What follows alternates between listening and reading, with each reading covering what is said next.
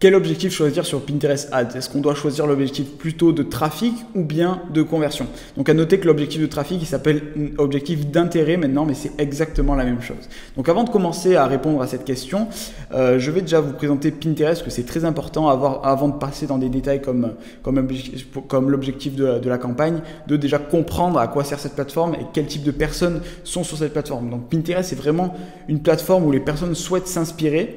Donc c'est un moteur de recherche visuel, donc les personnes cherchent vraiment de l'inspiration. Donc il y a deux gros types de prospects dans Pinterest. Donc il y a les personnes qui cherchent de l'inspiration et qui achètent, et il y a des personnes qui sont là juste pour justement scroller un maximum, trouver de l'inspiration, mais qui sortent pas forcément leur carte bleue et qui achètent pas forcément en ligne. Donc il y a ces deux gros pôles à comprendre sur la plateforme, et donc ces personnes sont vraiment là pour s'inspirer, elles sont pas là pour se distraire comme sur d'autres vecteurs de trafic. Donc c'est très intéressant de se positionner sur cette plateforme. Donc vous êtes sans doute à ce niveau-là, donc vous souhaitez sélectionner un objectif de campagne pour lancer vos premières publicités. Vous ne savez pas donc si vous devez lancer des campagnes plus de conversion ou bien plus des campagnes d'intérêt, donc qui s'appelait anciennement trafic. Donc en fait, il y a deux choses déjà. La première chose déjà à savoir, c'est qu'en fait, l'objectif de trafic, il va vous ramener beaucoup plus de personnes sur votre site web. Mais après, c'est pas quelque chose que je recommande forcément, parce que vous devez vraiment faire attention à quel type de prospect il vous ramène. Donc il y a des prospects qui sont bien qualifiés, qui ont du pouvoir d'achat et qui sont là vraiment pour s'inspirer et acheter, comme je vous l'ai dit juste avant. Mais cet objectif d'intérêt, et au final, il va vous ramener aussi également beaucoup de personnes qui sont pas forcément prêtes à sortir leur carte bleue pour acheter des produits. Donc je trouve que cet objectif est pas forcément judicieux si vous souhaitez mener des actions spécifiques sur votre site web, que les prospects achètent ou ajoutent au panier, ou justement capturer un maximum d'emails et de leads.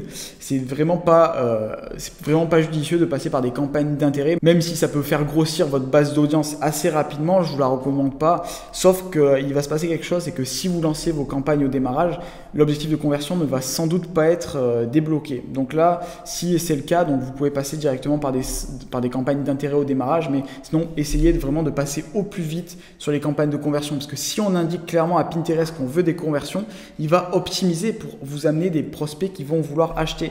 Alors que si on optimise pour que Pinterest vous apporte un maximum de personnes qui aillent sur votre site web, derrière, il va vous amener du trafic. Bon, c'est super d'avoir du trafic, mais on veut des prospects qualifiés. Donc, il faut vraiment passer par l'objectif de conversion. C'est vraiment le plus judicieux et c'est vraiment ça qui va vous amener un maximum de résultats.